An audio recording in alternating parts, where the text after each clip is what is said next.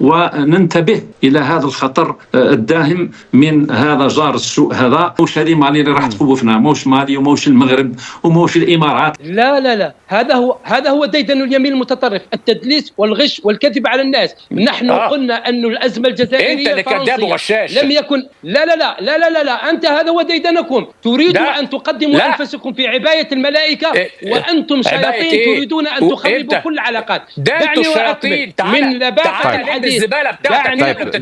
دعنا نحافظ على مستوى الحوار لو سمحت. خوتي السلام عليكم ومرحبا بكم من جديد، وطاب يومكم. في هذا الفيديو غنمشي نشوفوا يعلموا أبواق الكبرانات يعلقون شماعة فشل في الساحل على الإمارات والمغرب. بطبيعة الحال هنا كرد ورد مزلزل على هذه الأبواق هذه، ما خلى لهم لا حاحة ولا ملاحة. وبعد قيام فرنسا باعتقال مسؤولين في السفارة الجزائرية بتهمة الإرهاب، في واحد النقاش واحد الفرنسي حمق لنا واحد الشيات ديال الكبرانات. المهم هبلوا حمقوا تلفوا على القبلة، ما بقاش كيعرف ما يقول. داخ ما لقاش الحل، حيت الكذاب معروف كيتلف في النقاش حيت ما عندوش الدليل. خوتي نخليكم تشوفوا المشاهد ثم نعود لنعلم. إذن دكتور نجيب، قبل أن نختم معك النقاش، ما هي أهم التحديات التي تواجه الجزائر اليوم في ظل هذا التكالب، في ظل هذا التشويش، في ظل هذا التشكيك؟ ما هي أهم التحديات التي تواجه الجزائر في سياستها الخارجية، خاصة ما تعلق بدول الساحل؟ نثمن ونطمئن. شوف الالتحام الشعبي في الجزائر هذه مسألة تاريخ يا أخي، موش من اليوم وموش هذه مالي اللي راح تخوفنا، موش مالي وموش المغرب وموش الإمارات اللي راح يخوفونا وموش حفتر اللي راح يخوفنا.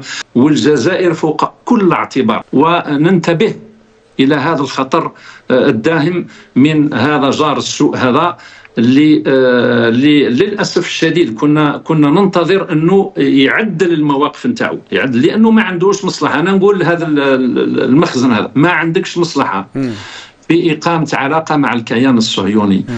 نحن أولى لك بحسن الجوار، احنا اللي جيرانك، احنا اللي ندومولك، احنا اللي ما تدوملكش اسرائيل، ما تدوملكش الامارات، ما تدوملك حتى واحد.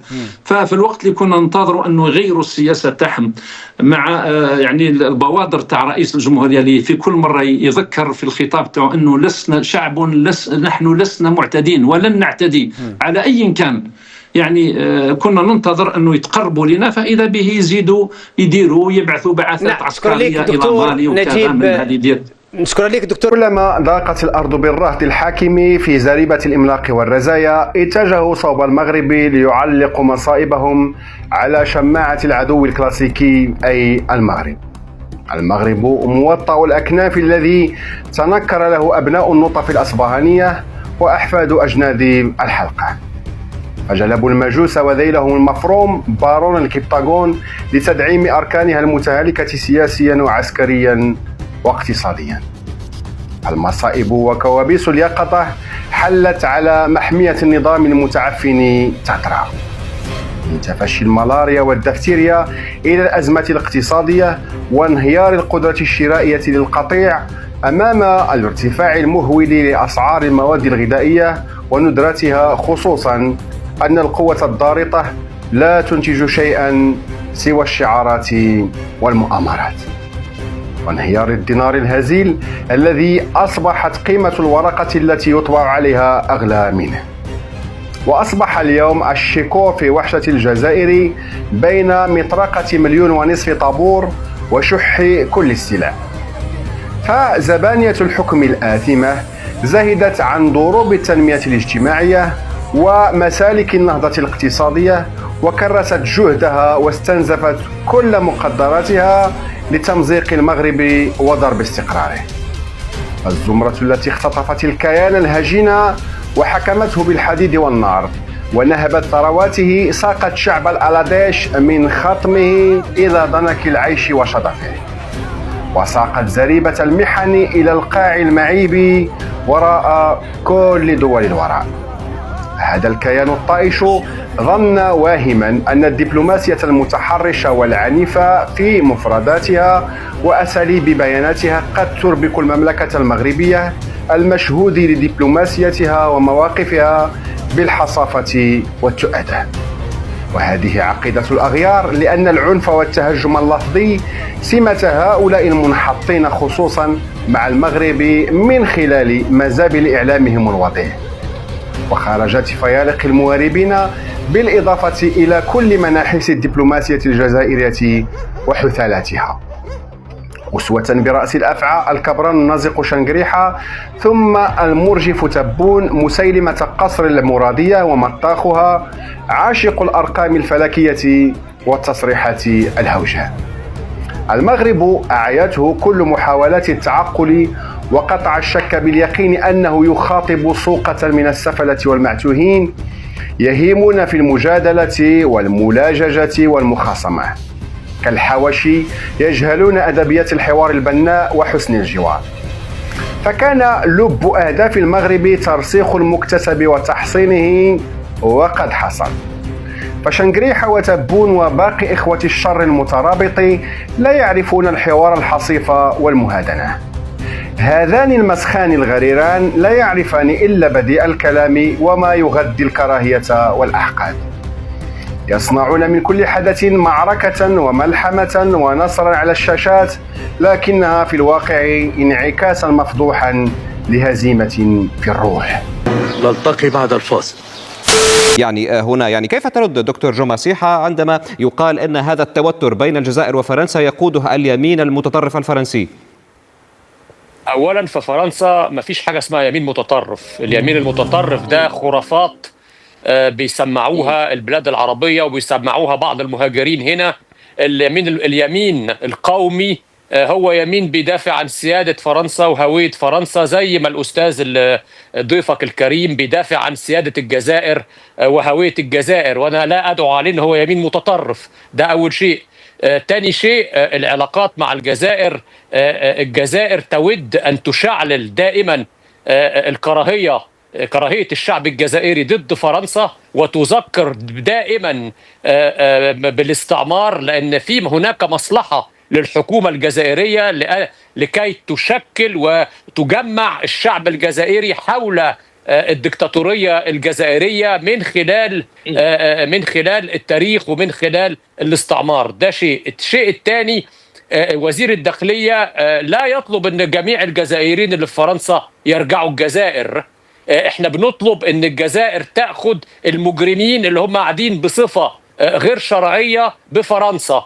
فأنا مش فاهم، محدش فاهم في فرنسا لماذا الجزائر إن كانت تود أن تحسن العلاقات لماذا لا تأخذ مواطنينها اللي بيسببوا جرائم وبيرتكبوا جرائم على الساحة الفرنسية. يعني لو في فرنسويين بيرتكبوا جرائم في الجزائر والجزائر عايزة تطردهم ناحية فرنسا، مش الجزائر هتود أن فرنسا تأخذ مواطنينها المجرمين. فلماذا اللي مفهوم من ناحية لا يفهم من ناحيتنا؟ طيب لنمنح دكتور علي ربيش المجال ليرد هنا، خاصة وأن كلام دكتور جو مسيحة في جملة من الاتهامات هنا المباشرة للجزائر. تفضل. لا هو من موقعه كجون مسيحة، ولا هو لا في البرلمان ولا في الحكومة، وهو ينصب نفسه ملك أكثر من الملك، وهو يتكلم هو فاعل سياسي في كل حالات، يعني طرف سياسي. لا وهو يتكلم باسم الفرنسيين الأصليين مع أنه أصوله عربية وهو وانت عنصري. ايه التعصب بتاعك ده؟ لا معليش، دعني اتكلم معك. انت تتكلم على الدكتاتوريه، يعني كل الجزائريين اللي عايشين هنا بيخربوا في البلد فرنسيين وانا مش فرنسي. طيب لما تكمل اعطيني فرصه. تفضل دكتور علي ربيش. وبامكانك يعني الاجابه عن هذه النقطه. يعني هو يعني يعتبر ان ما قلت اشارتك لاصوله يعني العربيه هنا في نوع من العنصريه ايضا. يا سيدي أنا أقول لك، الجزائر تتعامل مع المؤسسات الرسمية ولا تتكلم مع أشخاص عاديين أو أشخاص خارج الحكم. أنا تكلمت لك وقلت لك في البداية أن الناطقة الرسمية باسم القصر الإليزي تقول ما زلنا مصرين على الذهاب لإصلاح هذه العلاقات. اليمين المتطرف ذهب. اليمين المتطرف ليس في الحكم يا أخي. دكتور جو مسيح سأعود إليك بعد لحظات، ولكن يعني حتى المقاطعة، يعني دعنا حتى دكتور علي ربيش نتحدث حتى عن هذه المقاطعة. يعني أنت للتو منذ قليل قلت أن هنا اليمين المتطرف الذي وصفته بالمتطرف هو من يقف وراء هذه الأزمة. يعني فأنت أوجه الاتهام، سهام الاتهام لم توجهها إلى السلطة أو الحكومة الحالية بل إلى طرف سياسي معين. بالضبط. نعم بالضبط، هذا هو الذي أريده. في الأدبيات الفرنسية إذا نعطيها له بالفرنسية الإكستريم دروات، اليمين المتطرف لم يعد الآن. ما فيش حاجة اسمها يمين متطرف متوسط.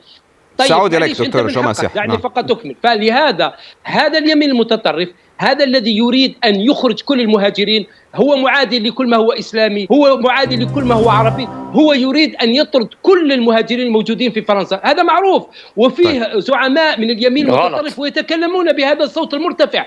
نحن الآن نتكلم عن دولة المؤسسات. الجزائر دولة مؤسسات، تتعامل مع ماكرون كرئيس الجمهورية، تتعامل مع وزير خارجيته. المشكلة اليوم تقع على مستوى العاتق الفرنسي، لأنه اليوم ماكرون يعاني من هذا التغول والجبروت، ميليشيات اليمين المتطرف التي لم يعجبها هذا التصالح الفرنسي الجزائري. يتكلم ضيفك على أن الجزائر ممكن نتكلم ولا لا؟ سيدي أنا أذكرك بأنه يوجد 10 مليون جزائري يعيشون في فرنسا، يعملون في المؤسسات الفرنسية. يعني دكتور علي ربيج، وكان الموضوع هنا يذهب إلى الحديث عن المهاجرين والفرنسيين من أصول مهاجرة هنا، وبينما موضوعنا العلاقات بين الجزائر وفرنسا. سأعود إليك دكتور علي ربيج، سأعود إليك بعد قليل، ولكن لنمنح فرصة لدكتور جو مسيحة للرد هنا. ولكن دكتور جو مسيحة أيضا في إطار ردك هنا، يعني يقال إن ملاحقة فرنسا لشخصيات جزائرية في فرنسا هنا، عندما تدافع عن ذلك فرنسا تقول أن ذلك يخص القضاء وحسب القانون الفرنسي وما إلى ذلك، ولكن أليست الجزائر فعلت نفس الشيء مع أبو علام صنصال؟ يعني قالت أن ذلك يهم القضاء وليست مسألة يعني مسيسة. فماذا تعلق على ذلك؟ لماذا تلوم فرنسا على الجزائر شيء تفعله هي؟ هذا هو السؤال. هو أبو علام صنصال قتل مين في الجزائر ولا اغتصب مين؟ نعم، يعني خلينا معقولين، احنا بنتكلم على ناس ارتكبت جرائم، قتلت واغتصبت وسرقت وخربت. ابو علام صنصال ما قتلش حد ولا اغتصب حد، فده موضوع سياسي. يعني الموظفون الجزائريون يعني يعتبرون مجرمي حق عام، يعني جنائيين؟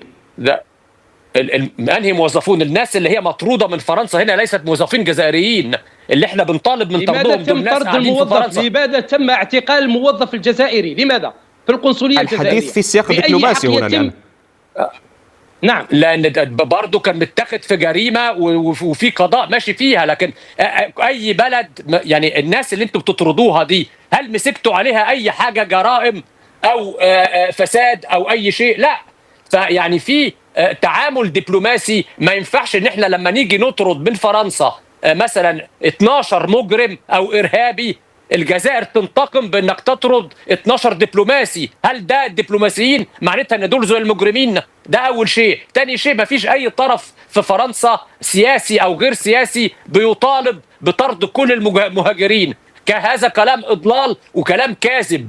احنا بنطلب بطرد الناس اللي هي قاعده بطريقه غير شرعيه، او الناس اللي بترتكب خراب وجرائم على اراضي فرنسا وهي ليست اصلا مجنسه فرنسيه. فده من حقنا، اي بلد في العالم من حقها تطرد الناس اللي هي غير مرغوبه لانها ارتكبت جرائم على ساحتها. فاحنا يعني وما فيش حاجه. مره اخرى، احنا فرنسا عطت كتير للجزائر وتفاهمت كتير مع الجزائر. كل ما وبعدين الكلام، وهنتهي بهذا الكلمه، كلام الضيف الكريم كلام كله تعارض في تعارض.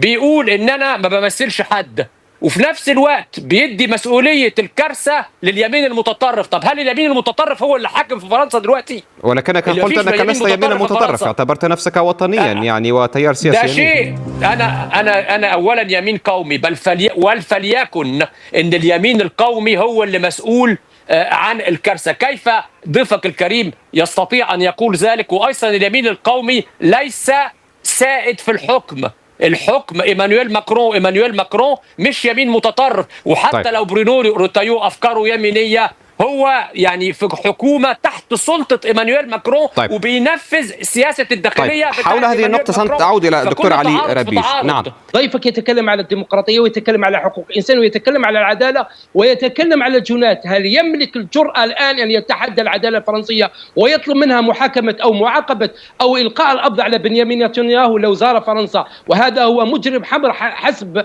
محكمه الجنايات الدوليه. اما انتم مش راضيين تاخذوا المجرمين بتاعكم، عايز توقف نعم عايز توقف رئيس دولة أجنبية. هذا غير صحيح. ومش عايز توقف الإرهابيين بتاعكم اللي قاعدين يخربوا فرنسا. أن تغالط الرأي العام. أنت الآن تريد أن تغالط الرأي العام.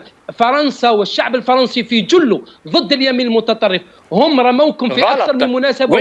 طب استنى حضرتك، عايز أسألك سؤال. أنت تود أن توقف الرئيس بوتين؟ رئيس بوتين برضه عليه حكم، ما وقفتوش ليه ساعة ما جه الجزائر زوركو؟ لا لا، الامر مختلف تماما. لو كنت جريء، لو كنت جريء قول ان لما بوتين هيوصل على اراضي الجزائريه هتوقفوه. غير صحيح. ربما الموضوع هنا يعني انحرف بعض الشيء نحو نتنياهو وبوتين، ولكن ليس هذا موضوع.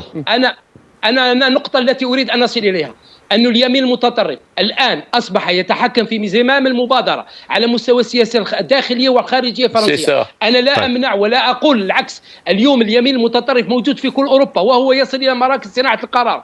نحن لسنا مسؤولين، لكن بطريقة غير مباشرة. يعني دكتور علي ربيج يعني تبرئ ماكرون يعني بأنه هو صوت العقل يعني والذي يمكن أن يحل المشاكل مثل ما قال الرئيس تبون هنا، يعني كأنك تبرئ بعض شيء ماكرون هنا من الأزمة الحاصلة. لا لا لا لا لا لا لا، أنا قلت لك في البداية أنه ماكرون وأنا مريت معك في أكثر من حصة. طيب. أنا مريت معك في أكثر من حصة، قلت لك نحن ليس عندنا مشكلة لا مع الشعب الفرنسي ولا المؤسسات ولا الوزراء المعتدلين. أنا مشكلتنا مع اليمين المتطرف. الرئيس ماكرون يبدو عنده نية بإصلاح هذه. فيه يمين متطرف في الأخير، ولكن دكتور علي ربيج أنت قلت يعني أن الجزائر يعني دولة تتعامل مع المؤسسات، دولة مؤسسات تتعامل مع الطرف الحاكم. يعني هنا لن تتعامل مع حزب سياسي. واليوم وزير واليوم وزير الداخلية الفرنسي روتايو هو الآن داخل مؤسسة الدولة، ومن أمر بإلقاء القبض على هذا الموظف الجزائري في القنصلية وخرق كل الأعراف والاتفاقيات الدولية والدبلوماسية. اليوم فرنسا عليها أن تتحمل المسؤولية لأنها تريد أن تختبر صبر الجزائر. وتم حتى نكون منصفين في الوقت دكتور علي ربيج، حتى نكون منصفين في الوقت.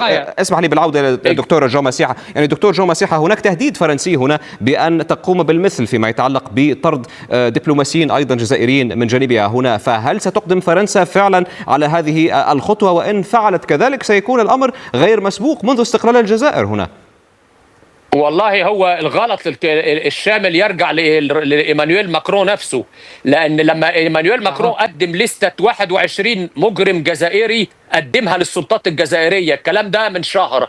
السلطات الجزائرية قالت احنا مش هناخد، وقامت كارثة. بدال بقى ما يحل ويتصاعد، بدال ما يتصاعد ويفهم الشعب الجزائري مين هي فرنسا. غير صحيح، ليس هذا هو سبب الأزمة بين فرنسا والجزائر. نفسه وبعت وزير الخارجية عشان يروح يمسح جوخ الجزائريين، وهو ده اللي وصلنا للأزمة الحالية. ما الذي تقصد عندما تقول أن ماكرون يجب أن يظهر للجزائر من هي فرنسا؟ يعني هل تقصد منطق القوة مثلا؟ منطق القوة الجزائر، ماذا تفعل الجزائر اليوم؟ اليمين المتطرف. لا، يبقى انتوا يمين متطرف، لان انتوا مصدر، انتوا عايزين تستخدموا القوة في كل شيء. يبقى انتوا اليمين المتطرف مش احنا. كيف يعني الجزائر كيف تستعمل القوة؟ مين اللي عايز، مين انهي بلد ما بين فرنسا والجزائر عايزة تلوي دراع الثانية؟ طيب، فرنسا قدمت كل الاعتذارات التريخية عن الاستعمار. طيب. وقامت بكل ما المجهودات عشان تحاول تحسن العلاقات مع الجزائر. غير صحيح. الجزائر عملت ايه؟ كل مرة الجزائر تعارض وتعادي وترفض. أنت تغالط. طيب دكتور علي ربيج، سيوضح دكتور علي ربيج. نعم. الحكومة الجزائرية عايشة على كراهية فرنسا. طيب دكتور علي ربيج يقول لك أن فرنسا يعني تمد يدها لسلام والصداقة واعتذرت حتى للجزائر، هل هذا دقيق؟ لا لا لا، هذا هو ديدن اليمين المتطرف، التدليس والغش والكذب على الناس. نحن قلنا أن الأزمة الجزائرية الفرنسية لم يكن. لا لا لا لا لا لا، أنت هذا هو ديدنكم. تريدون أن تقدموا أنفسكم في عباية الملائكة وأنتم شياطين تريدون أن تخربوا كل العلاقات. دعني وأكمل من لباقة الحديث. دعنا نحافظ على مستوى الحوار لو سمحتما. تفضل بإكمال دكتور علي ربيج. يعني أنت تكلمت على مستواك الحقيقي. نعم أنا أعرف. لا، فلهذا نقول أن العلاقات الجزائرية لم تكن. والله أنا ما قلتش عليك كذاب وما قلتش عليك مضلل. أنت اللي عمال تغلط. أنا قلت اليمين المتطرف. أنت اللي وريت أصلك. أنا قلت لا لا لا، أنا لم أقل ذو المسيحة. أنا قلت ديدن اليمين المتطرف مبني على الغش والتدليس والكذب. لم أقل ذو المسيحة. طيب اليوم العلاقات الجزائرية الفرنسية، أزمة العلاقات الجزائرية الفرنسية ليست مرهونة بطرد المجرمين. العلاقات الجزائرية الفرنسية يمكن أن تذهب نحو التصالح ونحو التطبيع. لكن ما دام اليمين المتطرف لازم الجزائر تعتذر لجرائمها في الأول. يقول لك الاعتذار، الجزائر يجب أن تعتذر. مليون ونصف شهيد نعتذر نحن لفرنسا على قتلها. نعتذر على الجماجم الجزائرية الموجودة في المخا وفي شهداء فرنسيين في المتاحف نعم. الجبهة الوطنية الجزائرية قتلت مئات الآلافات من الجزائريين ومن الفرنسيين قبل الاستقلال. امتى قدمتوا الاعتذار على هذا؟ نعم. تعرف يا أستاذي الفاضل الصحفي المحترم، هو تعرف الجبهة القومية اللي يتكلم عليها هي جبهة التحرير التي حررت الجزائر. هو ينظر إلينا على أساس أننا إرهابيين وأننا قتلة لأننا حررنا بلادنا. تعرف لماذا؟ لأن الجزائر طيب يعني دكتور جو مسيحة، يعني عذرا دكتور علي ربيش سأعود إليك، ولكن دكتور جو مسيحة هنا يعني هل تعتبر أن يعني الجزائر ما زالت يعني تعتبر لالجيري فرانسيز، يعني الدولة التابعة لفرنسا هنا؟ إطلاقا. أنا الذي أقوله أن فرنسا لما كانت الجزائر فرنسية لحد سنة 62 صارت حرب أهلية ما بين فرنسا والجزائريين. طيب احنا كفرنسا قدمنا كذا اعتذار وقومنا لجان تاريخيين وخبراء لكي نحلل ماذا فعلت فرنسا، وكذا رئيس جمهورية من أيام ميتيران لحد ماكرون، ولكن لم يصل إلى مستوى الاعتذار الرسمي. يعني لم يصل إلى مستوى الاعتذار دولة. طيب أنا معاك، لكن دلوقتي الجزائر انهي اعتذارات قدمها النظام الحاكم الجزائري اللي تسبب ايضا في جرائم في الخمسينات وفي بدايه الستينات. اي اعتذار قام به حتى لو مش اعتذار رسمي. سيدي دعني اجيب في هذه النقطه في اخر 10 ثواني لو سمحت، انتهى الوقت. هو يتكلم عجيب، والله عجيب أمر هذا الرجل عندما يتكلم على اعتذار الجزائر لفرنسا عندما رفعنا السلاح لنقاوم من أجل تحرير بلدنا.